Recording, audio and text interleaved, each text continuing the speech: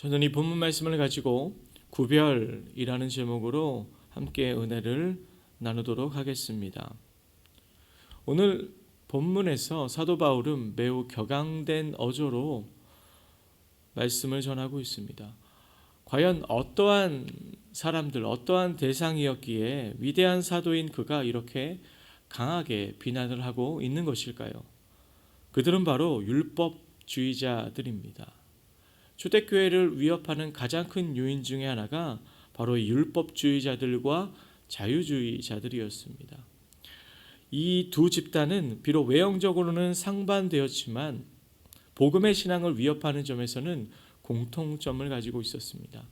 특별히 빌립보 교회는 이 율법주의자들로 인해 큰 혼란과 어려움을 겪고 있었습니다. 율법주의자들이 주장하는 핵심은 바로 육체의 할례입니다. 육체의 할례를 받아야만이 진정한 구원을 받는다라고 주장하며 예수님께서 이루신 완벽한 구원의 은혜를, 구원의 역사를 회방하는 자들이었습니다. 이러한 배경을 가지고 오늘 새벽에 함께 나눌 귀한 말씀의 주제는 구별입니다. 말씀을 통해서 하나님께서 원하시는 구별될 삶은 어떠한 삶인가에 대해서 함께 은혜를 나누도록 하겠습니다. 첫 번째로 함께 살펴볼 것은 육체적 구별입니다.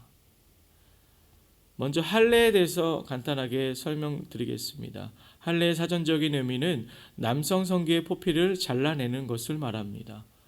할례는 단순히 외과 수술을 의미하는 것이 아닙니다. 바로 하나님과의 언약의 증거, 상징을 의미하고 있습니다. 하나님께서 믿음의 조상으로 아브라함을 택하시고 그와 언약을 맺으신 후에 그 증거로 할례를 명령하셨습니다. 창세기 17장 10절에서 11절 말씀에 기록되어 있습니다. 너희 중에 남자는 다 할례를 받으라. 이것이 나와 너희와 너희 후손 사이에 지킬 내 언약이니라. 너희는 포피를 베어라. 이것이 나와 너희 사이의 언약의 표징이니라. 라고 말씀하고 있습니다. 할례를 통해 하나님의 백성이 됨을 몸의 새김으로 세상과 구별된 하나님의 사람이 된 것입니다.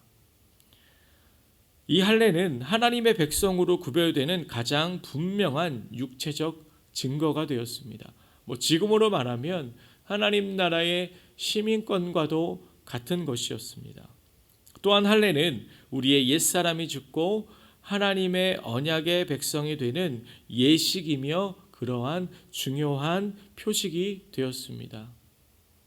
성경에 보면 이스라엘 사람들이 이렇게 이야기합니다. 이방인들을 가리켜서 저 할례 받지 못한 자들이라는 표현을 하는 것을 보면 할례가 이스라엘 백성들에게는 그들의 정체성이요 자부심과도 같은 것이었습니다. 사랑하는 성도 여러분, 육체적 할례는 육체적 구별의 증거입니다.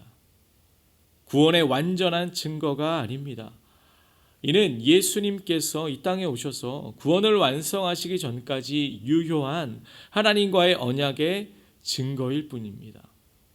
이스라엘 백성들은 이것을 깨닫지 못하고 계속해서 할례만이 하나님과의 언약의 유일한 상징으로 여기며 예수님의 십자가의 구원조차 이 할례를 받아야만이 효력이 생긴다고 주장하게 된 것입니다.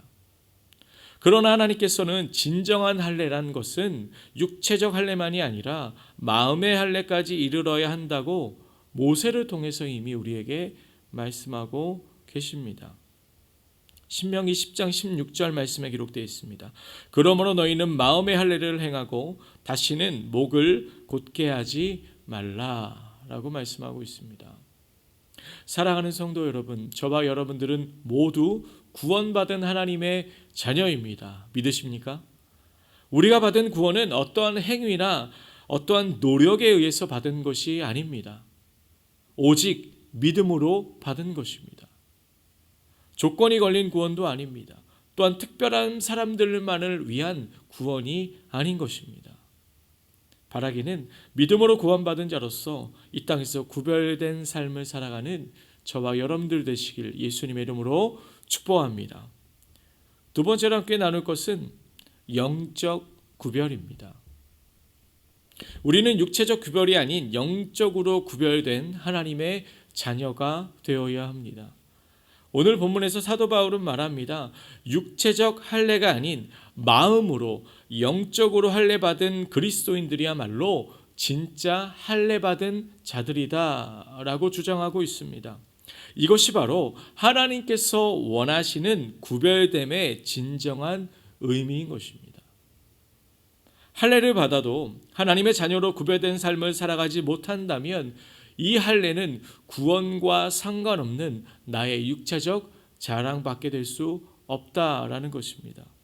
갈라디아서 6장 13절 말씀에 기록되어 있습니다. 할례를 받은 그들이라도 스스로 율법은 지키지 아니하고 너희에게 할례를 받게 하려는 것은 그들이 너희의 육체로 자랑하려 함이라 라고 말씀하고 있습니다. 이스라엘은 하나님께 선택받은 민족이었습니다. 이스라엘은 모든 남성이 할례를 행하였습니다. 그러나 그들은 구원받은 자로 구별된 삶을 살아가지 못했습니다. 계속해서 우상을 섬기고 하나님의 약속의 계명을 어기며 살았습니다. 하나님의 심판을 받고도 또한 하나님의 회복의 은혜를 경험하고도 그들은 달라지지 않았습니다.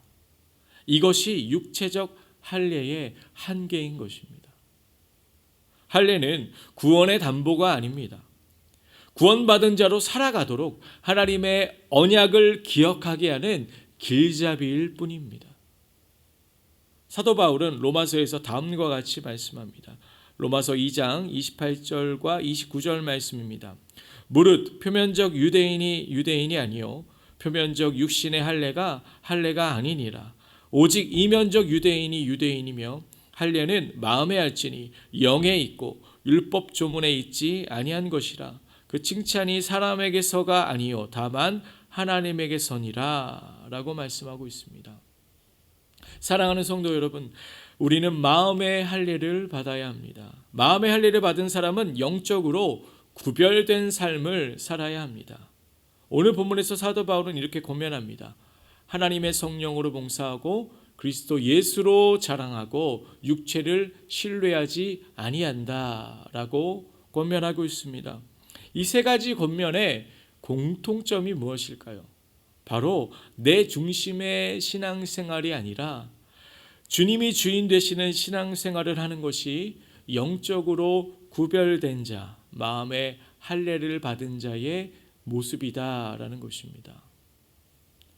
신앙생활과 봉사와 사역을 내가 아무리 열심히 한다 하여도 그 신앙과 내 모든 열정들이 내 의지와 내 힘으로 하였다면, 그것이 내 자랑이 되었다면 이는 영적으로 구별된 자의 모습이 아닙니다. 육체적 구별에 머무는 삶인 것이죠. 진정으로 구원받은 것에 감사하며 이제는 내 삶의 주인이 내가 아니라 주님이시기에 그 주님께 내 삶을 기쁨으로 드리는 것이 바로 영적으로 구별된 자들의 삶인 것을 믿으시기 바랍니다. 유튜브 영상 중에서 아마 여러분들 많이 보셨을 것입니다. 신앙의 질문을 받아서 그것에 대한 설명을 하는 잘잘법이라는 유튜브 프로그램이 있습니다. 그 중에서 구원받았는지 내가 구원받지 못했는지를 아는 방법이 있습니까? 라고 물어온 질문에 목사님께서 이렇게 답변하셨습니다. 구원받았다라는 것은 특별한 표적이나 증거로 아는 것이 아니라 구원받은 후에 내 삶이 하나님께 순종하며 구원받기 전에 내 삶과 다른 새로운 삶을 살게 되었다면 그것이 바로 구원받은 증거다라는 것입니다. 즉 영적으로 구별되어서 내 삶의 주인 되신 예수님을 닮아가고 예수님을 따라가는 것이 바로 구원받은 증거가 된다라는 것입니다. 사랑하는 성도 여러분, 저와 여러분은 구원받았습니다. 그렇다면 영적으로 구별된 삶을 살아가기를 원합니다. 내 삶의 주인을 완전히 바꾸길 원합니다. 예수님을 닮아가며 예수님을 따라가며 예수님을 자랑하는 삶을 살길 원합니다.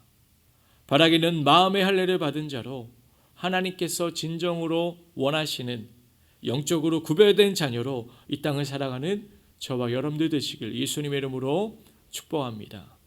말씀을 정리하겠습니다.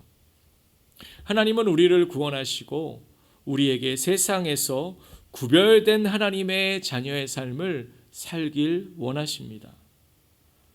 어쩌면 어렵고 힘든 지금의 세상 속에서 우리의 구별된 삶은 더욱더 분명하게 드러나야 합니다. 선명하게 증거되어야 합니다. 우리는 새로운 사람이 되었기 때문에 이전과 다른 새로운 삶을 살아가야 합니다. 이것이 바로 예수님께서 십자가에서 이루신 구원이며 우리에게 주신 새 언약이다라고 성경은 말씀하고 있습니다. 갈라디아서 6장 15절 말씀에 기록되어 있습니다. 할례나 무할례가 아니라 아무것도 아니로되 오직 새로 지으심을 받는 것만이 중요하니라. 아멘.